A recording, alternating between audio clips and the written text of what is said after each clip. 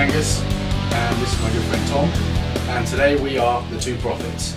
Our topic today is conformity in the modern world and the pros and cons of whether we should conform to other people and other people's opinions of us in order to become more popular or more successful. So I guess we're just going to start off by talking about some of our personal experiences with this issue, Tom.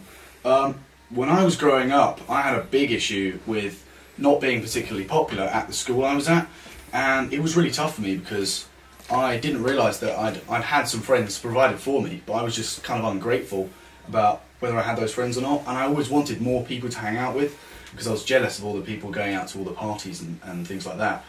But actually, once I became more popular and kind of gained a few more friends outside of school, it didn't actually make me that much happier. So what are your experiences with this issue, Tom? Well, I was moderately normal growing up through school. I guess neither popular nor unpopular. But when I started college, I felt the need to be popular.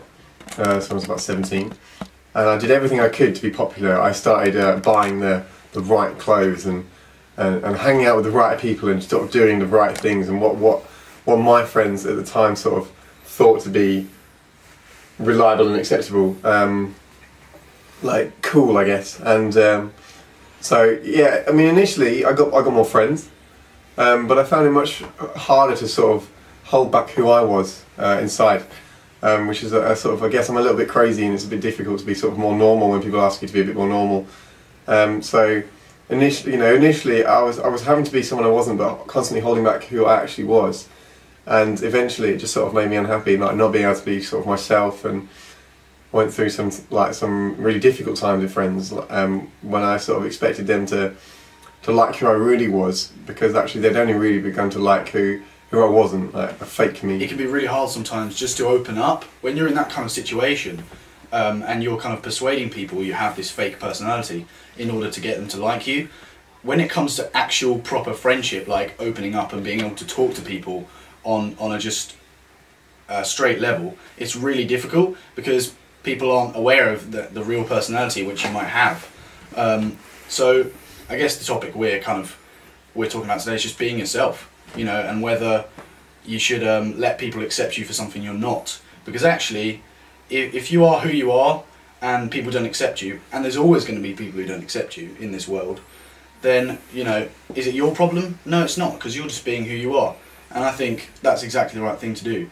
I remember one time my friend really struggled with his identity, and he was just changing himself all the time just to be someone else and try and get more popular.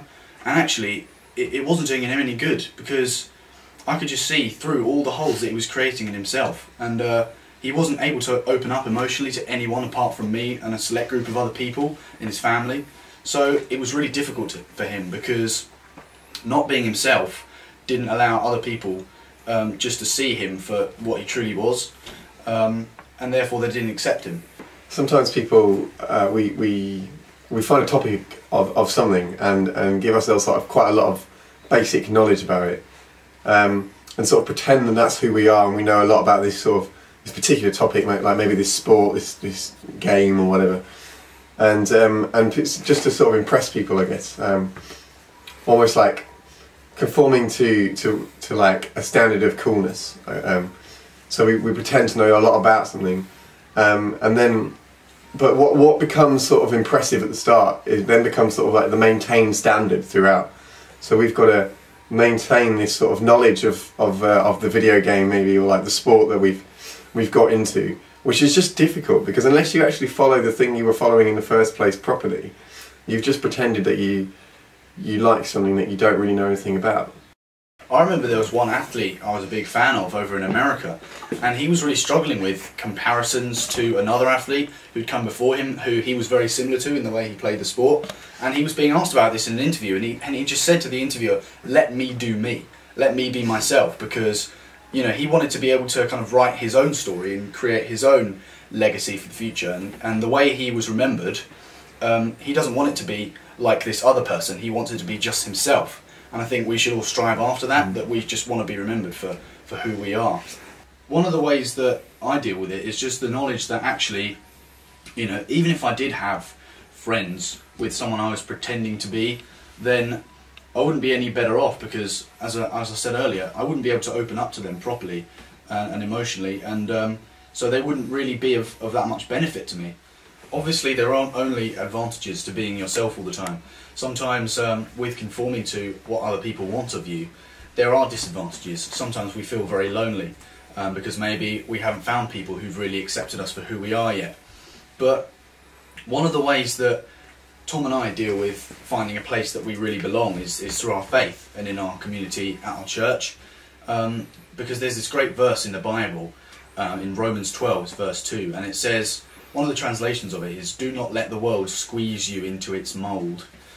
And it's like, it's this great line, because it's really about how the world can change us sometimes, and trying to resist that because of where we find our belonging, and the question is, where do we find where we belong? Yeah, we all want to belong somewhere.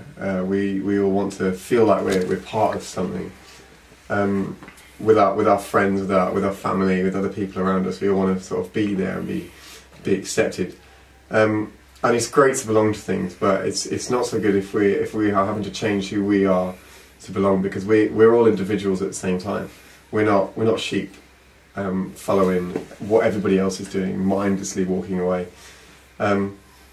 We do want to belong somewhere, and that's all right. But it's belonging somewhere and then knowing who you are at the same time. There's no point belonging to people who don't really like you. They don't really like who you are. They belong to people who like who you are. Hang around with people who like who you are and what you like to do. Yeah, one of the things we were preparing for before we made this film is it's about gang culture. I think that's a perfect example for what you just said, Tom, because the whole reason that there are gangs is because people join them so that they have a place to belong, so that they have that kind of tight-knit group that they're really a part of. But actually, a lot of the time, they do have to change who they are in order to be accepted into this group, because this group might be a group that roams the streets at night and is not good for society at the end of the day. So it's really hard sometimes to find a group where we belong and in which we can be ourselves, and that's one of the things Tom and I find advantageous about being in church, because we're just accepted for who we are anyway, because as Christians we're supposed to accept people for who they are. Obviously we're not actually saying that you should be yourself to an absolute extreme level, because obviously sometimes if your real personality is something bad, you know, if you have like a disorder, then that maybe is something that needs to be suppressed. So we're not saying that you should go all the way to the extreme with this, but we are saying that to an extent the world would be more diverse if people would be themselves more. Sometimes it maybe is advantageous to be a little bit conforming to what other people want you to be. For example, in a job interview, you know, you've got to impress your interviewer in a job interview. But what we would say is that, yeah, to an extent, it's definitely advantageous to just be yourself more, and just know that you are worthy if you just be yourself. There's nothing wrong with you. Yeah, I've found that the more I understand who I am and the things that I like doing, the people that I like to talk to, the clothes that I like to wear, the more that other people seem to accept me anyway, just because I'm comfortable with being who I am around them. I've started hanging around with playing football with some guys that are from a completely different walk of life than me, live in a completely different context than me, come from everything about our lives are different, but yet we unite together, partly via the football, but partly via the fact that we're comfortable in who we are, and through that we're comfortable hanging out with each other. One of the things I'd also say is almost the reverse of what Tom's just said, in that sometimes when I've tried to conform to what other people want in order to become more popular, often the more I've tried to do that, the more of an idiot I've made out of myself, because I've just been embarrassing in my behaviour.